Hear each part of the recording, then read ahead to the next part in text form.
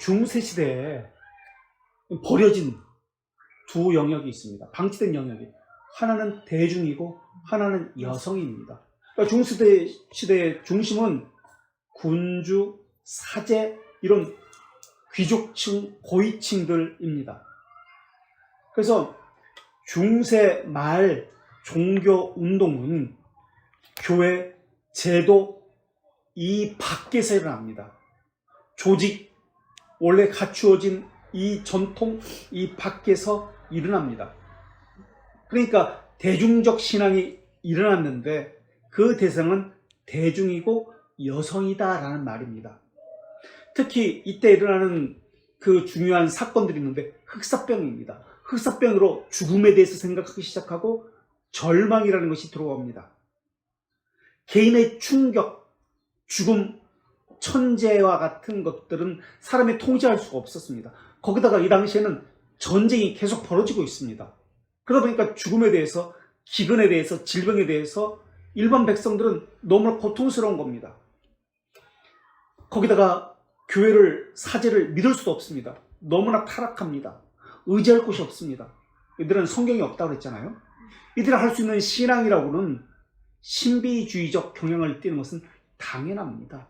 어떤 신비적인, 어떤 성인, 이적 병고침 이런 것을 신앙이라고 생각합니다. 그래서 그런 것이 일어나는 곳에는 당연히 사람들이 몰려가는 겁니다. 어떤 기적을 일으켰던 어떤 성모상이 있다. 그럼 거기 달려들어간 거예요. 그래서 먼 곳으로부터 사람들이 찾아가서 하루에도 몇백 명씩 낮이고 밤이고 그곳에는 항상 찾아갑니다. 그래서 그것을 찾아가는 순례자들, 고행자들도 엄청 생깁니다. 거기다가 우리가 이미 배웠듯이 채찍질 고행이라는 것도 더 극심해지기 시작합니다.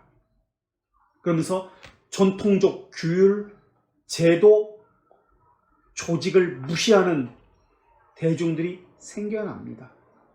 이것이 오히려 제도, 교회, 조직, 이 전통 안에 있는 사람들보다 더 많아지고 압도하기 시작합니다. 심지어 지식층들도 고행자처럼 이렇게 이것을 찾아가게 되면서 채찍질 고행을 하게 되고요.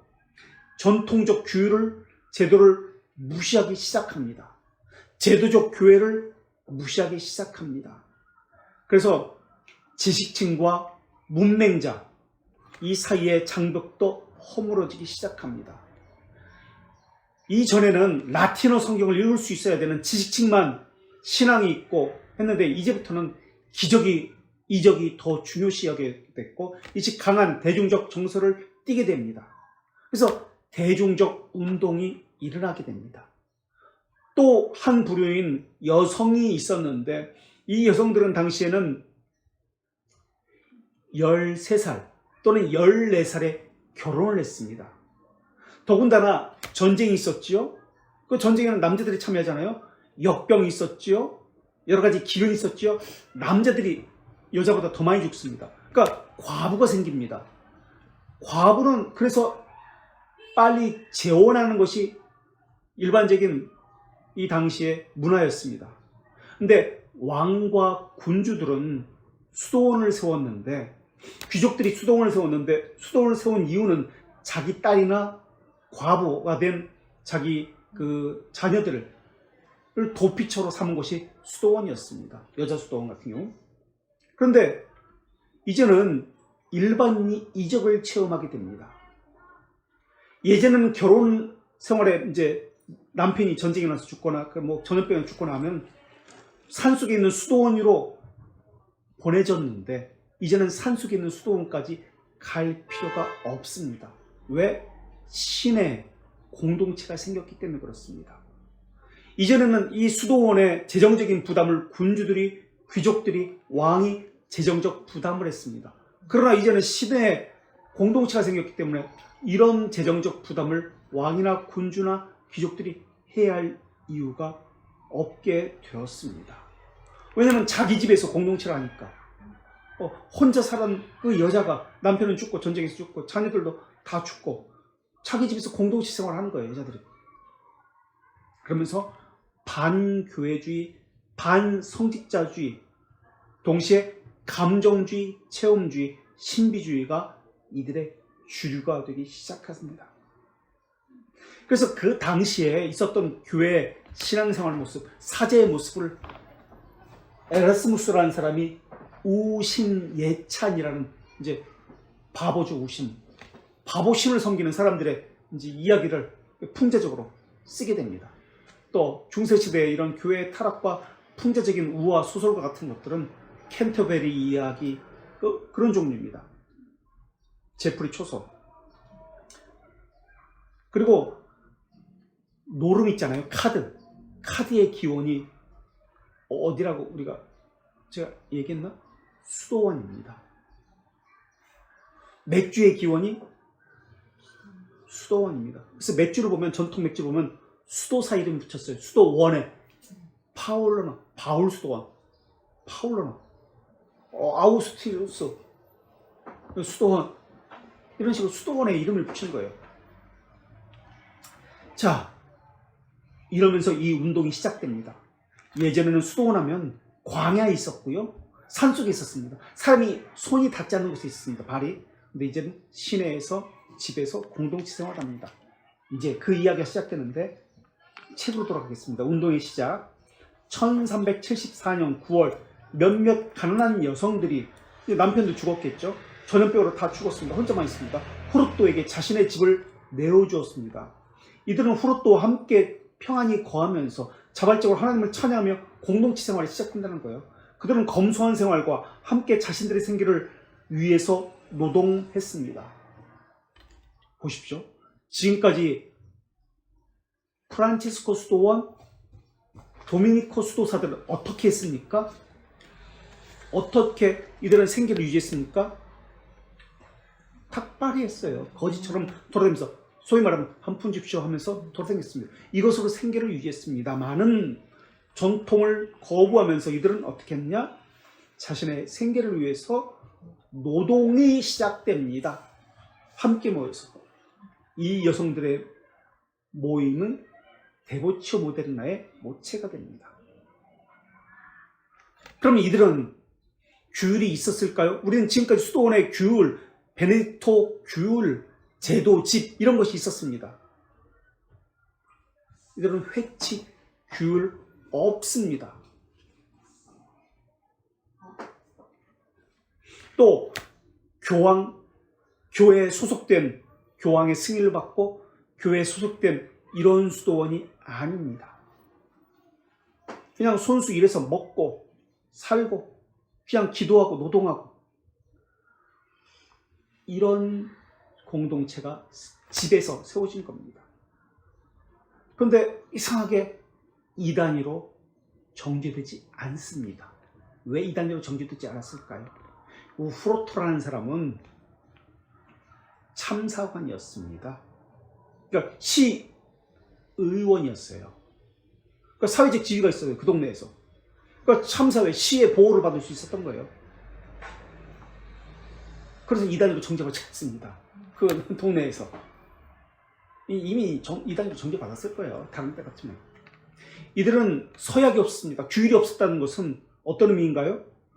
구속력이 없습니다. 언제든지 자유롭게 탈퇴도 가입도 가능합니다. 라는 의미입니다. 자, 계속해서 읽겠습니다. 이 모임이 형제 단위로 확대되는데, 처음에는 이제 여자들만 모였잖아요. 자매 단위였잖아요. 형제 단위로 확대됩니다. 그것을 이바지한 사람이 플로렌스 라드 벤스라는 사람입니다.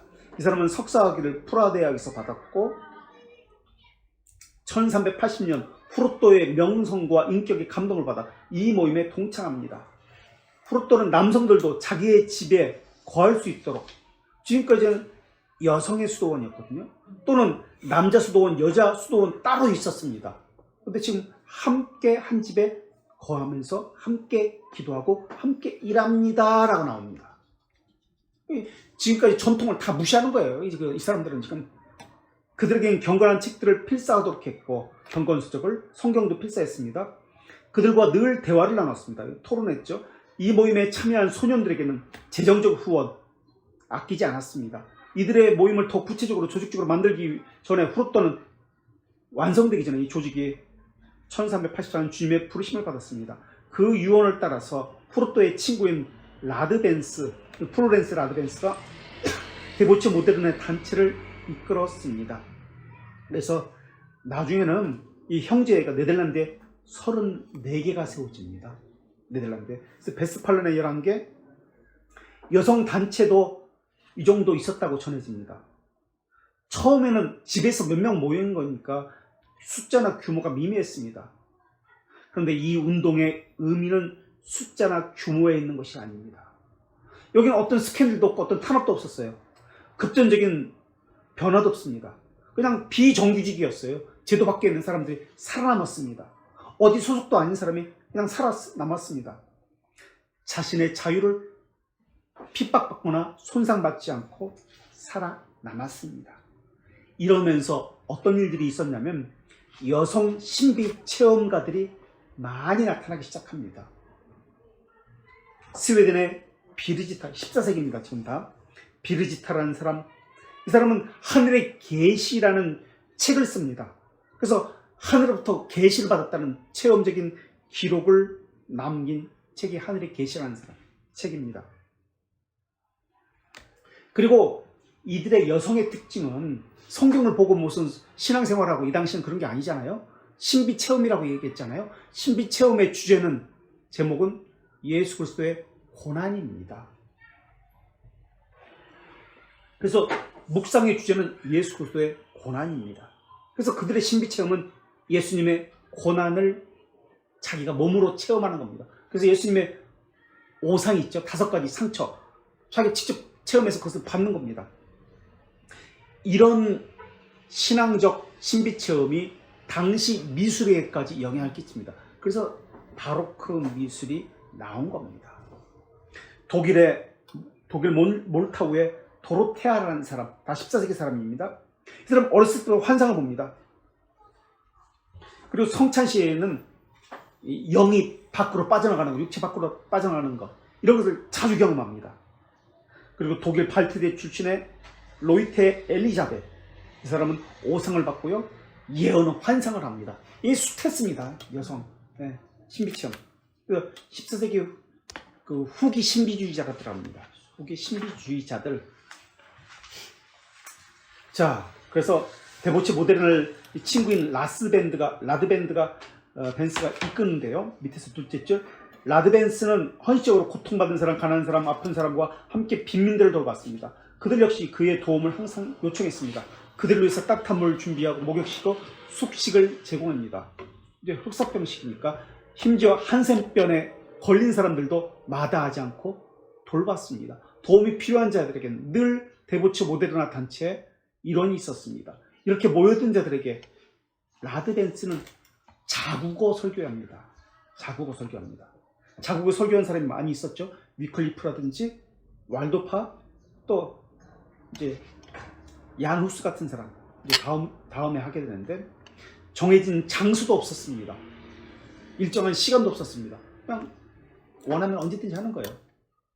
일정한 장소, 일정한 시간이 없었다는 것은 규율, 규칙이 없었다는 의미입니다. 서약도 없었다는 의미입니다. 제도, 조직도 없었다는 말입니다. 주어진 환경에 따라 그때 쉽게 설교했습니다.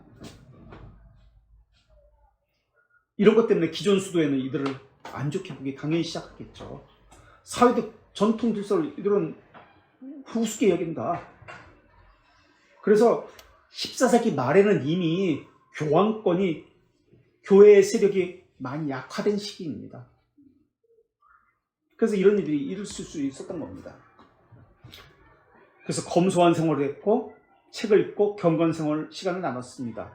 이 운동에 참여한 자는 이렇게 말합니다. 사력 있고 신중하며 그 사람은 성실했으며 온화하고 끈기 있고 격렬한 감정에서 자유롭고 특별한 재능은 없었지만 침착하고 자신의 미천한 욕심에 대해서는 더없이 엄격했고 그 이웃 사랑에 대해서는 동정으로 가득한 자였습니다.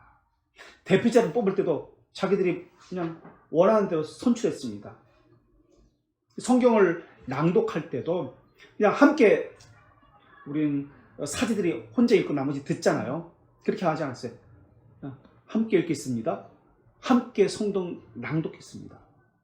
지금까지 사제단이 읽고 다른 사람은 들어했는데 이들은 함께 낭독. 제도 규율 이거 다 무너지는 거예요. 지금 사람들 때문에. 라드벤스는 제자들과 함께 금식, 사색, 기도, 성경 읽기, 필사들을 정기적으로 행했습니다. 이 단체의 목적은 하나님의 나라의 힘이 분명히 있습니다. 이 땅에서도 천국의 기쁨을 찾아야 한다고 강조했습니다. 이 기쁨을 위해서 육신의 욕구를 자제하고 경건의 철저한 개종의 경험을 강조했고 개인 묵상을 강조했습니다. 개인적으로 하나님과 깊은 관계를 맺는 것에 초점을 맞추는 독일의 신비주의와 유사한 것처럼 보입니다. 이들은 매주 기도의 방법을 제시합니다. 이제 마이스터 에카르트라는 사람이 있는데요. 독일의 신비주의자입니다. 후기 신비주의자인데요. 자기에게마저 매이지 않을 때, 자기에게서 벗어날 때 하나님을 받아들일 수 있다라고 이야기합니다. 그래서 자신의 영혼 속에 하나님을 탄생함으로써 하나님과 사람이 연합한다, 일치한다라고 이야기합니다. 자기가 자기를 벗어날 때 하나님과 연합할 수 있다고 이야기합니다. 그래서 이들 영향으로 18세기 독일의 경건주의가 시작이 됩니다. 그래서 슈페너가 이들에게 영향을 받습니다. 그래서 경건주의의 교과서는 슈페너의 경건의 열망이라는 책입니다. 경건의 열망. 그리스도를 본받아가 이들의 교과서였듯이 경건주의도 이들의 영향을 받아서 경건의 열망이 그들의 교과서입니다. 독일의 루터도 이런 신비주의를 바탕으로 합니다. 루터도 여기서 공부했다고 그랬잖아요. 칼빈도 여기서 공부했고 이들이 야학을 했는데, 그런데 개혁신학은 신비주의를 바탕으로 하지 않습니다. 무엇을 바탕으로 했다고요? 인문주의를 바탕으로 합니다. 그러나 루터파라든지 이런 사람들은 수도원 출신들이 많습니다. 수도원 출신이란 말은 신비적인 어떤 체험을 통해서 급격한 변화를, 나 신학교 가겠다, 사업에 망하고 병 고침 받고 급격하게 나 신학교 가겠어, 목사 되겠다, 이러한 성향을 가졌다는 뜻입니다. 자, 그러면서 이 방법이 구전으로만 내려오다가 아직 인쇄술이 발전되지 않았으니까, 성경을 필사했으니까 인쇄기가 15세기에 발명되면서 이것이 정리되어 그때서야 비로소 책으로 만들어졌습니다. 그것이 바로 그리스도를 본받아라는 책입니다. 어떻게 보면 데보치오 모데르나의 요약판입니다. 그러니까 이 사람들은 인쇄술이 지금 나오기 전에 성경을 필사했습니다. 성경을 필사하려면 어느 정도의 양피지, 동물의 가죽이 필요했냐면 160마리가 넘는 가죽이 필요했습니다. 여기다가 성경을 옮겼으니까 동물 160마리가 죽어야 했어요. 근데 구텐베르크가 이제 인쇄술을 발명하고 1450년 180부의 성경을 처음으로 찍습니다. 라틴어 성경입니다. 금속 활자를 발견하고 1282페이지짜리 180부. 지금도 이 구텐베르크 성경이 남아있습니다. 지금은 현재 48권이 남아있습니다. 그리고 루터 성경은 이 비텐베르크 인쇄소에서 10만 부가 인쇄되기 시작합니다. 별로 얼마 차이가 안 나요. 지금 14세기이고 15세기이고 얼마 차이가 안 나요. 그래서 이러한 데보치 모데르나의 사상은 에라스무스, 루터주의 뿐만 아니라 칼빈주의에도 영향을 끼칩니다. 자, 그렇다면 데보치 모데르나 운동의 교과서라고 불리는 그리스도를 본받아라는 책을 한번 볼게요. 성경 다음으로 그리스도인에게 375페이지, 사랑을 많이 받고 있는 책들 중 하나가 그리스도를 본받아입니다. 최고의 성경 다음으로 베스트셀러가 제일 많이 팔린 책이 뭔지 아세요? 철로역정. 그 다음이 그리스도를 본받아입니다. 그래서 시대를 지나서 이건 고전으로 읽히는 책이에요. 이제 그 문제점을 제가 좀 이따 얘기하려고 합니다. 왜 이 책이 잘못되었는지, 어떻게 보면 바울 서신과 어거스틴의 작품들이 나타난 실천 부분을 그대로 옮겨놓은 듯한 느낌을 듭니다. 이 작품이 데보치 모데르나 사상을 가장 잘 나타냅니다. 이 작품을 쓴 사람은 토마스 아 캠피스. 캠피스라는 것은 옛날에는 지명을 가이사랴의 유세비오스처럼 지명이 있거든요. 캠피스는 네덜란드의 캠펜에 살았던 사람이다. 거기 캠펜 지역에 토마스라는 사람이다. 그 말이에요. 독일 düsseldorf 근교에서 태어났습니다.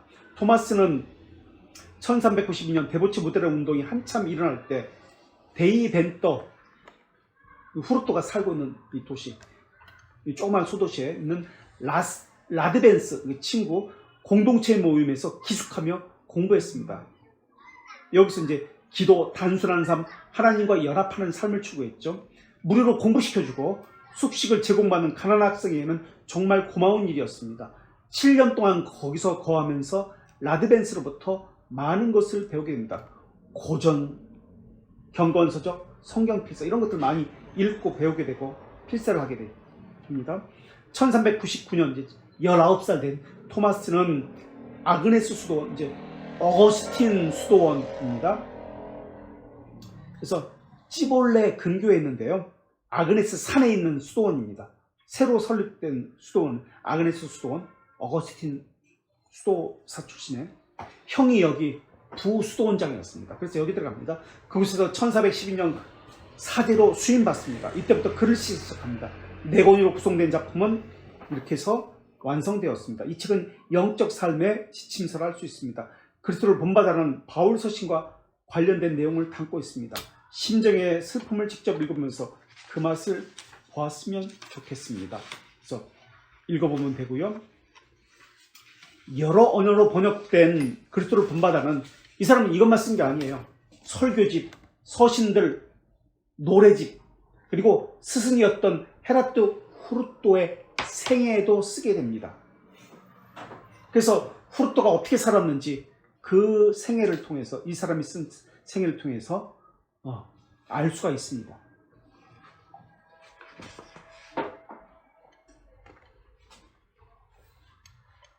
당시 독일 신학이라는 이러한 책이 있습니다. 이 책은 지금 루터가 썼다고 알려졌는데요. 루터가 쓴 게 아니에요. 요한 타울러라는 신비주의자가 쓴 것으로 추측됩니다. 그런데 루터는 요한 타울러를 독일 교회의 아버지라고 칭송합니다. 후기 신비주의자가 타울러입니다. 그래서 당시 교과서가 독일 신학과 그리스도를 본받아라고도 그렇게 알려집니다. 어쨌든 그리스도를 본받는 삶에 대해서 이 책을 씁니다. 그래서 영적 삶에 도움을 주는 권면, 내적 삶을 위한 지침, 개인적 위로, 복된 성례에 대해 별명이 붙습니다. 그래서 그리스도를 본받아라는 주제가 아니라 영적 삶에 도움을 주는 권면이란 책으로 이렇게 나오기도 합니다. 그래서 제가 4권을 갖다 놨는데 제목이 각기 다르죠. 그리스도를 본받는 삶은 기독교인의 삶의 근본적 목표이지만 그렇다고 그분의 육체의 삶을 모방해서는 안 됩니다. 이들이 추구하는 경고는 그리스도를 모방하는 삶입니다. 이런 오류에 빠지면 그리스도처럼 살아서 신적 몸, 천상의 몸, 죄 없는 육체를 가지고 싶은 욕망에 빠지게 됩니다. 그 결과 단성론이라는 어리석은 이단위로 치우치게 됩니다. 그리고 수도사적인 삶을 살면서 영적 교만, 치우치게 됩니다. 대부분의 이단자들은 자신의 영적으로 완성되었지만 다른 사람은 그렇지 못하다는 영적 교만에 빠져 있습니다. 이런 현상은 영적 영웅주의에 빠진 수도사들에게서 볼 수 있습니다. 우리는 그리스도의 육체적 삶을 모방하는 삶을 사는 것이 아닙니다. 단성론이 무엇인지 아시죠? 네스토리우스라든지 아폴리나리우스가 이들은 이제 신성의 치우친 몸을 가지고 있죠. 우리 기독교의 최종 목표는 완전히 아닙니다. 이들은 완전을 추구합니다. 죄에서 벗어난 몸을 갖기를 원합니다. 그래서 기도, 명상, 독서, 노동, 금식으로 하루를 보냅니다. 아침 3시에서 4시에 일어납니다. 그래서 독서를 합니다. 기도를 시작합니다. 여기서 나온 것이 오늘날 있는 라브리입니다. 라브리 들어보셨죠? 라브리? 안 들어보셨어요? 전 세계적으로 라브리 있는데 셰퍼의 라브리. 여기서 나온 방법을 가지고 라브리가 합니다. 책을 읽고 독서 토론하고 낮엔 일하고 저녁엔 토론하고 그래서 8시에 자기 방으로 와서 8시 30분에 취침을 합니다. 그리고 3시에 일어나요. 반복되는 거예요. 자, 헤라트 후르토의 제자가 토마스 아 캠페스인데, 후르토가 어떻게 해서 이 공동체 생활을 하게 됐는가, 데보치 모데르노 운동을 하게 됐는가. 신비주의자들의 특징은, 후천년주의자들의 특징은 급작스러운 회심을 경험했다고 얘기했죠. 개인적인 체험을 하게 됩니다. 이 사람들 죽음을 앞에 두고 병에서 치유함을 받습니다. 3번의 체험을 하게 됩니다. 극단적 체험입니다. 근데 이 사람은 병에서 치유함을 받아서 옛날 과거의 삶으로 돌아갑니다. 이 사람은 마술, 점성술에 빠져 있는 사람입니다. 그러다가 그의 친구 헨리에게 영적인 도움을 받습니다. 앙리, 파리 대학 동료였는데요. 앙리에게서 하나님의 사랑과 오래 참으심에 대해서 배우게 됩니다.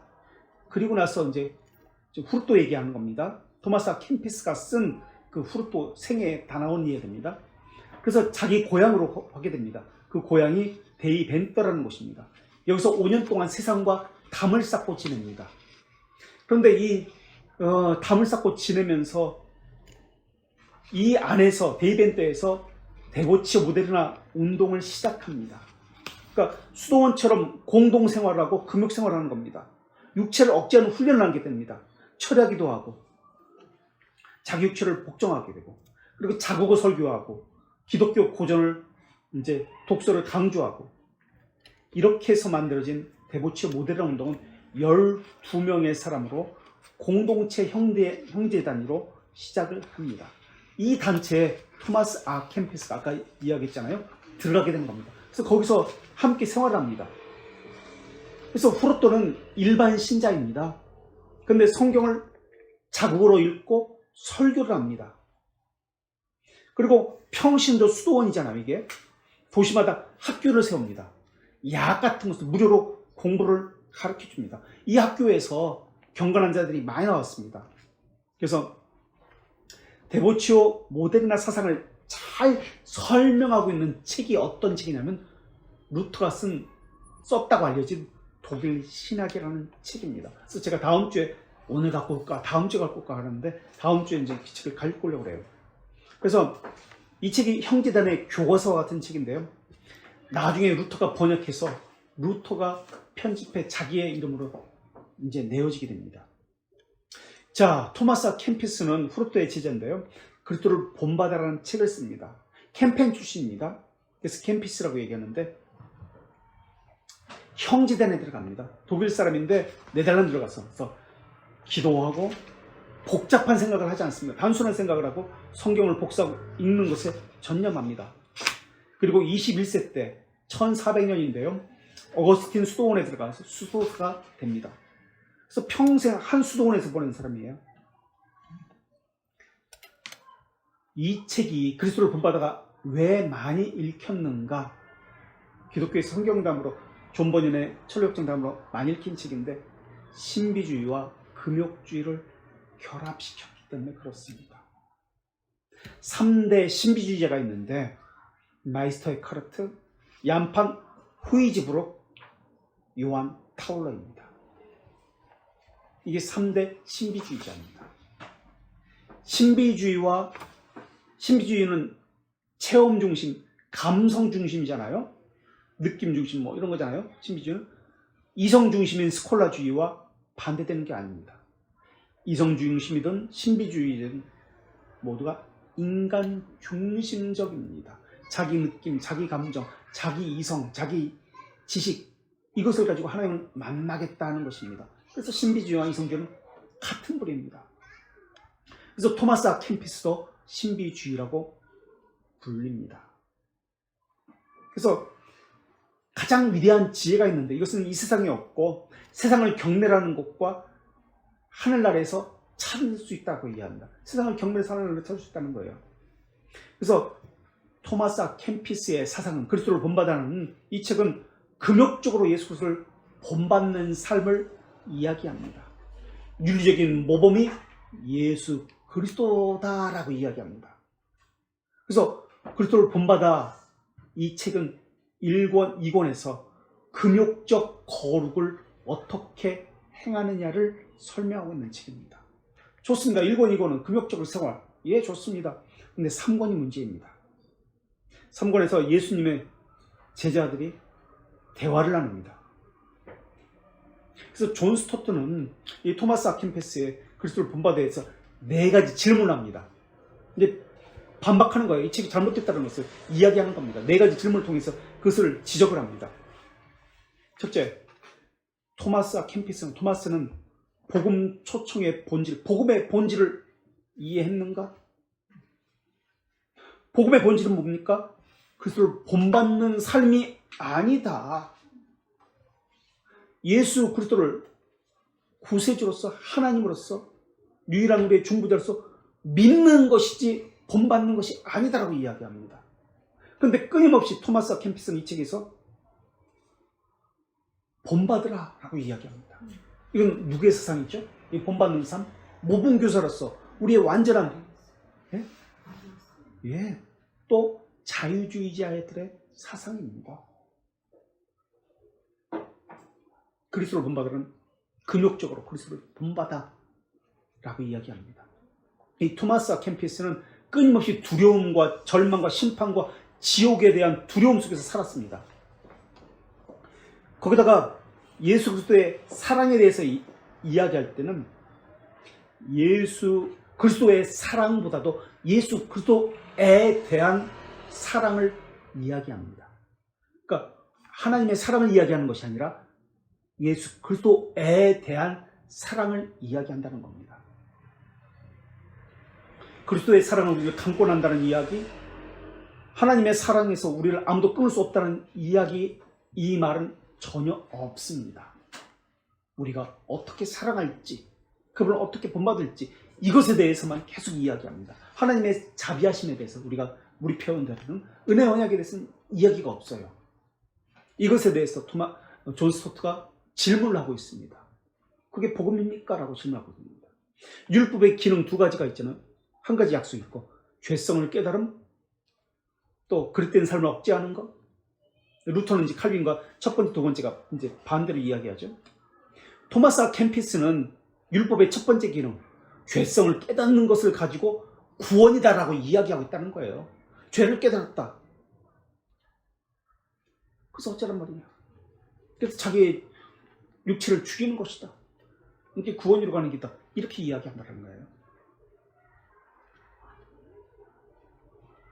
토마스 캠피스의 사상이 루터파에게 영향을 끼칩니다. 둘째로 질문합니다. 존 스토트가 토마스 아 캠피스는 거룩하게 되는 길에 대해서 알고 있는가? 성화잖아요. 성화. 거룩하게 되는 길을 알고 있는가? 거룩함은 그리스도를 본받으므로써가 아니다 라고 이야기합니다. 그럼 어떻게 거룩함은, 우리는 뭐라고 아까 배웠죠? 거룩함은 어떻게 본받으면서가 아닙니다. 거룩함이 이루어진 것은 우리는 돌트레트 1장 7항에서 하나님의 선하신 기쁨을 원의로, 제일 원의로 그리스도와 교제함으로, 그 교제는 말씀과 성령으로, 그것을 교제라는 것을 다른 언어로 연합이다, 접붙임이다, 화목이다, 자녀됨이다, 이런 표현을 했습니다. 연합을 통해서 거룩이 이루어지는 것입니다. 내주하심으로, 성령께서 우리 안에 내주하심으로 이루어지는 것입니다. 이렇게 설명을 합니다. 우리 신앙으로서. 그러니까 그리스도를 본받아, 이 책은 우리가 본받음으로써 이루어집니다. 거룩이 이루어집니다. 라는 거 이야기합니다. 성령께서 우리 안에 내주하심으로 이것이 이루어집니다. 라고 말하지 않습니다. 우리를 위해서 예수 그리스도의 죽으심으로 의의 전가와 순종의 전가, 거룩의 전가를 우리에게 하심으로 이것이 이루어집니다. 죄들의 용서에 통해서 이것이 이루어집니다. 라고 말하지 않습니다. 거룩과 의라는 이것에 대해서 이야기하지 않습니다. 이게 하나님의 형상인데 우리가 할 수 있다라고 이야기합니다. 셋째, 토마스에 대해서 존 스토트는 또 질문합니다. 기독교 윤리의 무엇인지 제대로 이해했는가? 라고 질문합니다. 토마스 아 캠피스의 윤리 세계는, 그의 배경은 수도원의 생활이 전부입니다. 평생 한 수도원에서 살았다고 했잖아요. 그래서 거기서 책을 썼다고 했잖아요. 그게 전부예요. 그리스도인의 삶의 배경은 우리는 이 땅입니다. 직장, 사회, 시끄럽고 분주한 이러한 사회입니다. 그런데 그 사람은 수도원에서 평생을 삽니다. 이 땅에서 우리는 나그네와 순례자라는 사실을 그가 과연 알고 있는가? 우리는 이 땅에서의 삶을, 신자의 삶을 이렇게 이야기합니다. 또 뭐라고 이야기하죠? 나그네, 순례자, 파수꾼, 또 청지기, 또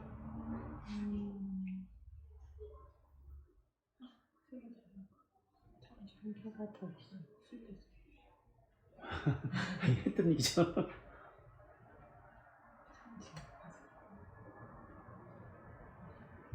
파수꾼, 청지기, 나그네의 삶을 사는 것입니다. 그래서 훈련의 개념으로 이것을 이야기합니다. 감옥, 초소, 나그네, 파수꾼, 청지기 이런 것을 훈련의 개념으로 이해합니다. 그래서 감옥이라고도 표현하는데 이것은 죄의 잔재 아래 우리가 갇혀 있다는 의미로서 감옥 안에 우리는 살고 있습니다라고 표현합니다. 초소라는 것은 기독교인의 의무, 임무에 대해서 표현할 때 초소다, 파수꾼이다라고 표현합니다. 그리고 기독교인의 삶은 전 생애가 금식의 삶입니다. 자기 부인의 삶입니다. 일시적 어느 한 끼만 금식한다. 나는 이번 주에는 텔레비를 안 본다. 텔레비 금식이다. 이런 거 아니에요. 이건 흉내내는 거예요. 로마 카톨릭이 잘하는 거예요. 우리는 전 생애가 자기 부인의 삶, 근식의 삶이지 일시적인 금식을 이야기하는 것이 아니다 라고 이야기합니다. 절제를 의미하는 것이죠. 그리고 금식은 회개를 위한 것이 아니다라고 이야기합니다. 그래서 회개의 결과, 회개는 무엇과 연결시키죠? 회개는 무엇의 결과죠? 회개의 삶은 정확히는 믿음의 결과가 회개입니다. 그래서 하나님을 향한 경건의 의무, 사람을 위한 자선의 의무, 전생애를 통한 거룩한 순결한 의무, 이게 회개로 나타나야 합니다.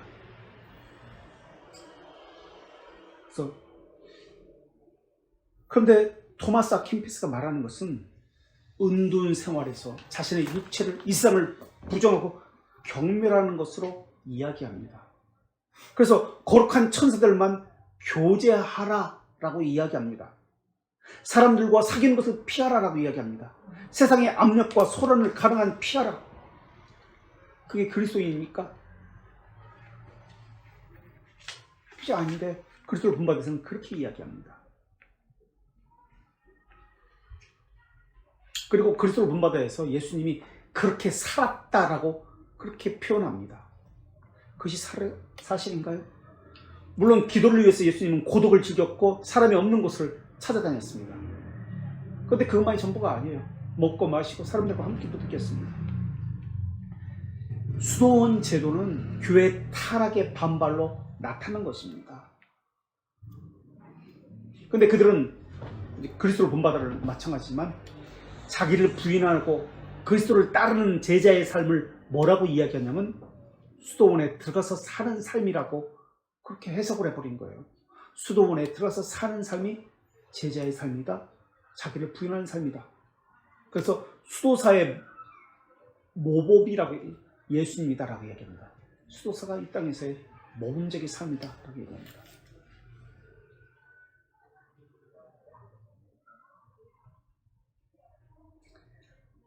그리고 예수님이 부자 관원에게 네가 가진 모든 재산을 팔아서 가난한 사람에게 주라. 이것만 매여 있어서 가난한 청빈을 수도사들은 강요합니다. 이것만 가지고 모든 그리스도인에게 구속력이 있다. 모두 적용시켜버립니다.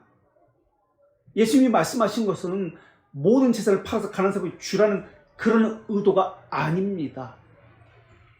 그런데 모든 수도사들은 청빈, 정결, 순명을 추구합니다. 수도사의 덕은 가난이라고 이야기합니다. 모든 것을 팔라고 이야기했습니까? 그래서 가난과 독신이 부르심의 최고다. 이것은 영지주의의 사상과 같은 겁니다. 이원론입니다. 육체는 천하고 영은 선한 것이다. 수도원 운동은 다시 말하면 이원론적인 사상을 가지고 있습니다. 성경을 잘못 해석하고 있습니다. 셋째, 존 스토트가 또 토마스 아 캠피스 그리스도를 본받아 라는 이 책에게 질문합니다. 넷째. 토마스는 그리스도를 본받는다는 의미를 제대로 알고 있는가? 라고 질문합니다. 그리스도를 본받아라는 책 제목 때문에 사람들이 이 책을 좋은 책이라고 하고 많이 사봤습니다. 책 내용 때문이 아니라 책 제목 때문에 많이 팔렸습니다. 그런데 그 책은 성경과는 전혀 상관없는 수도사, 후기 신비주의의 그 사상을 반영하고 있습니다. 그리스도를 따르라고 할 때 토마스 아 캠피스는 그리스도를 본받는 이 삶, 십자가를 지고 고난을 견디라는 명령만 있습니다. 다른 사람을 사랑하라는 명령은 그 어디에도 없습니다. 예수 그리스도 안에서 하나님이 나를 용서한 것처럼 다른 사람도 용서하라는 말은 그 어디에도 없습니다.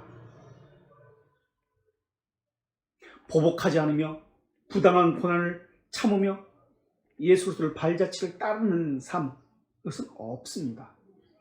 선교로 하는 것, 그러니까 예수 그리스도께서 아버지로부터 와서 권임을 받은 것처럼 우리가 세상에 나아가서 주의 말씀을 복음을 전하는 것 없습니다. 그래서 그리스도를 본받는다는 성경의 내용은 그리스도를 본받으라는 이 책에는 전혀 나오지 않습니다. 그러니까 토마스 아 캠피스가 이 책에서 말하는 것은 세상을 경멸하고 벗어나라는 얘기 외에는 없습니다.